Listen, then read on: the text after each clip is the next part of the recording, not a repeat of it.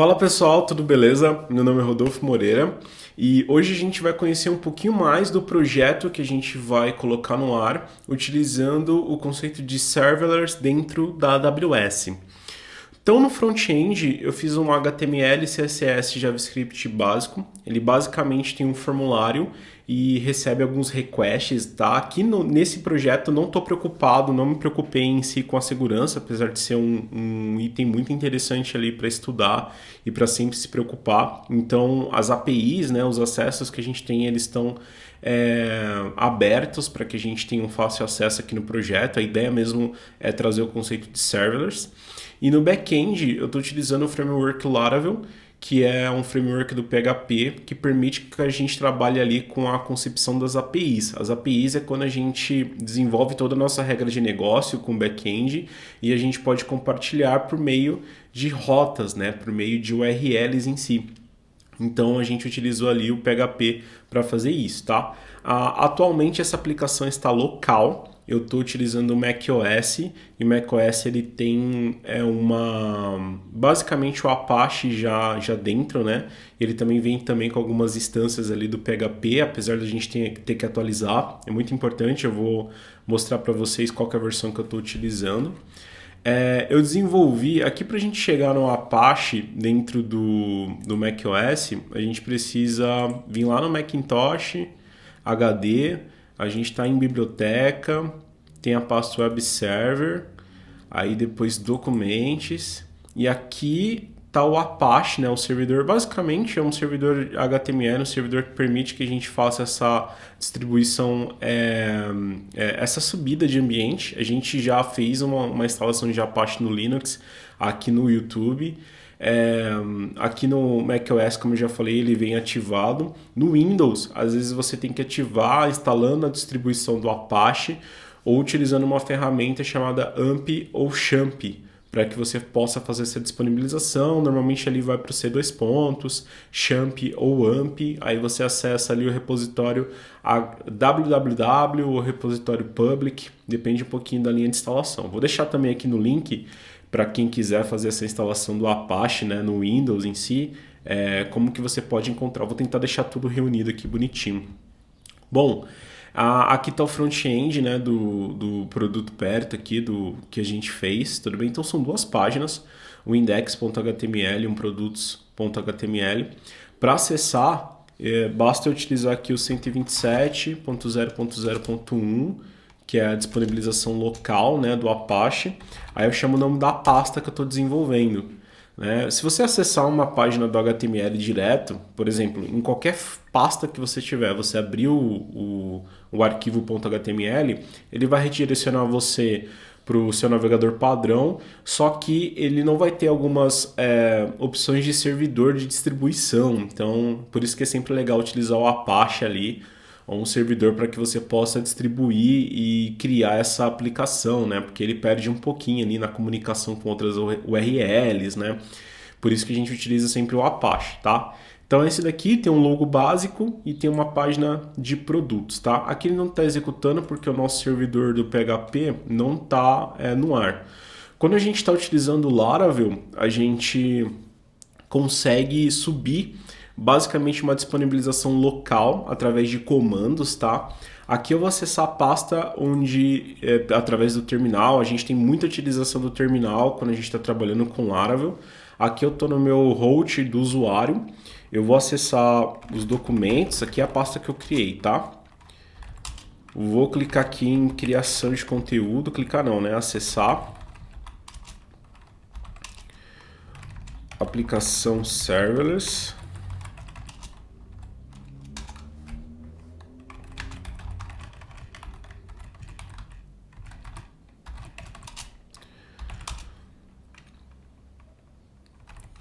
Aplicação. Fiz uma estrutura de pastas bem grande aqui, hein? Aí vou acessar aqui o back. Vou acessar aqui o back, produto, perto. Duas coisas importantes que a gente tem que ver aqui. Primeiro, a versão do PHP que a gente está utilizando, tá? Essa versão é muito importante. No front-end, como a gente está fazendo um HTML, CSS e JavaScript básico, Nem vem ao caso ali da gente verificar como é que tá certinho, porque ele é bem simples. Agora com PHP, a versão, até com o que a gente vai instalar aqui internamente, ele faz total sentido a gente fazer esse tipo de trabalho, tá? Esse tipo de identificação. Então aqui, para que eu veja, né, dentro da a versão do PHP que eu estou utilizando, eu posso dar um PHP-V, a 7.4, tá? E o Laravel, né, que é o nosso framework, eu posso dar um PHP artisan, version. E ele vai mostrar aqui qual que é a versão do Laravel, que é o 5.8.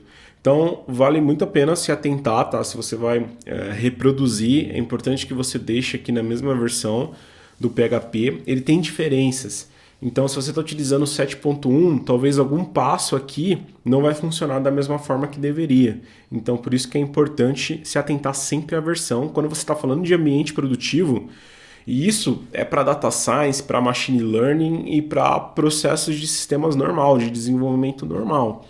Você precisa olhar sempre o versionamento e entender qual versão que o servidor espera de você, tá? É um conselho que eu dou para vocês. Sempre se atentar com a versão que você está utilizando no local e a versão que você vai utilizar no ambiente produtivo.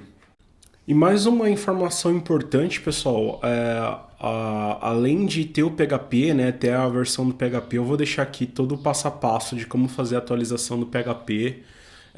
Você precisa instalar o Composer que faz esse gerenciamento de dependências dentro do Laravel, e depois a gente faz a instalação do Laravel. Eu vou deixar esses dois tutoriais aí pra gente fazer, tá? Mas é bem simples de fazer, é bem tranquilo.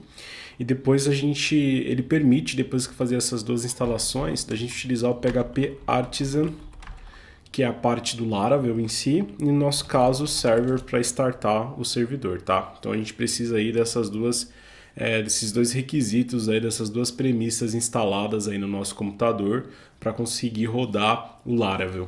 Aqui então, ó, estão essas características das pastas. Aqui está o meu servidorzinho do PHP que eu criei as APIs simples.